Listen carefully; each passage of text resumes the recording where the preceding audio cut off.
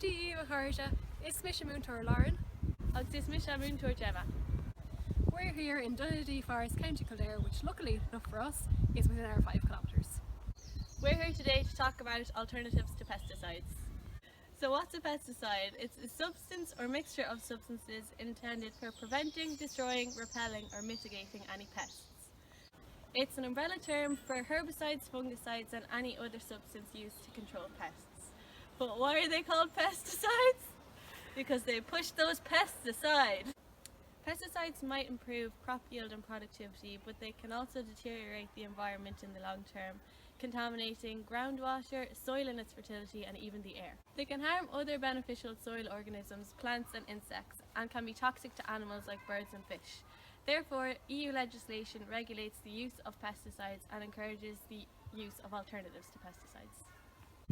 Mother Nature doesn't use any pesticides, as you can see here in Dunedin Forest, where they've started planting a new crop of trees, using companion planting and making use of the natural predators in the environment. Some predators act as natural pesticides by killing off pests in your garden, so it can be really beneficial to encourage these predators to visit your garden if you can. We all know that ladybirds are excellent insects to have in your garden because they're natural predators of aphids and caterpillars. It's likely that if you have aphids in your garden, then the ladybirds will be drawn to your garden as a food source. If you want to encourage a few more of them to stay around, you can try planting lavender, chives and parsley. Hedgehogs are also excellent natural predators of snails, slugs and other garden pests. If you notice a hedgehog visiting your garden, you can encourage them to stay close by leaving out cat food or dog food. You can also designate a section of your garden for hedgehogs with tree stumps, logs and wildflowers. Hoverfly are often overlooked as being useful insects in gardens, but really they're excellent pollinators as well as being natural predators to mites and aphids. If you want to encourage a few more hoverflies to pop by your garden, you can try planting cow's parsley, fennel and dill. Finally, frogs and toads. They are natural predators of slugs. They're harmed by the use of pesticides, but if you leave them alone, they can do the job for you without any of the harmful chemicals. Frogs are attracted to garden ponds and damp habitats such as log piles.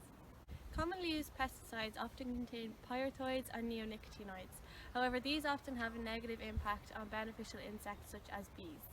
For example, soaps diluted to less than 2% can be used in gardens. Household soaps may often suffice, however some sensitive plants like cherry trees may find these too harsh. Garden centres often have suitable soap sprays for these types of plants. Plant oils, although not viable on a large commercial scale, may be effective in controlling plants in small residential gardens. Examples include rosemary and eucalyptus oils. Sometimes no chemicals are needed at all. Physically brushing away caterpillar nests or washing pests off plants with a stream of water may do the trick. I'm standing here in a garden that is completely free of pesticides. Instead, what is being used is companion planting, making use of the natural predators in the environment and other soft chemicals. Companion planting is a great natural alternative to using pesticides. It involves placing plants strategically beside one another, and it uses the natural properties of plants to repel certain insects and attract more beneficial ones.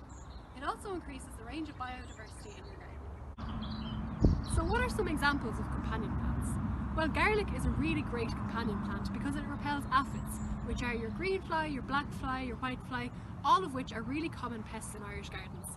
Garlic also repels carrot fly and acts as a natural fungicide to the late potato blight, so you can plant it near your spuds to keep them safe.